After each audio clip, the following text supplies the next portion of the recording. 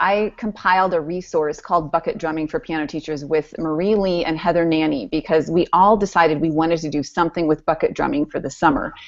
And what happened was we developed a resource that has 80 plus cards that you can choose which activity that you'd like to do. So the video showcased a number of different activities, and that was the first time I'd ever done that with my students, so I was learning as we went. But you saw them trading fours, you saw them playing a game called Band the Rest, which they were supposed to be playing during the rest as they watched the screen of Piano Maestro.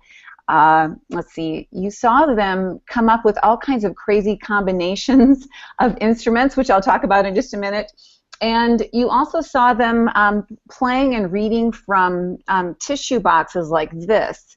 And so there's a whole bunch of things involved with it, and I don't want to overwhelm people, but you know, why consider bucket drumming if you're a piano teacher? Well, I think there's two main reasons, and one I just discovered when I did it myself for the first time, and that is I saw students that wanted to be creative, or, you know, I didn't even have to make them be creative.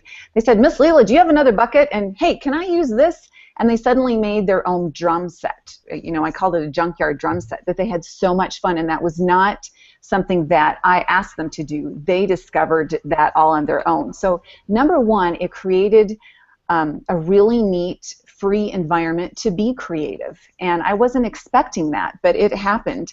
And I think the main reason is there was no pitch to worry about. You know, sometimes we always feel like we're going to play the wrong pitch, whereas this was all about rhythm or a groove and sticking with that groove. And then the other reason is a couple, like Marie and Heather, were both using bucket drumming as ways to drum up new students. And so they were offering just bucket drumming classes. And what's beautiful about a bucket drumming class to bring more students into your studio is that it literally levels the playing field, right? No one needs to know anything when they walk in the door, and yet they can participate immediately. So for those two reasons, I think it'd be wise for you to consider doing something like this during the summer. And then what? You know, like, okay, really? You think you have to buy these big Home Depot buckets? Well, yes, I did, and they were delivered to my door, so I had all kinds of boxes at my front door. You don't need to, but they're pretty inexpensive. You can find any bucket that you can dream up of. I use ice cream buckets in Oregon with piano teachers there. And what I want you to think about is that everything in your recycle bin can be upcycled. Did you know that was a word?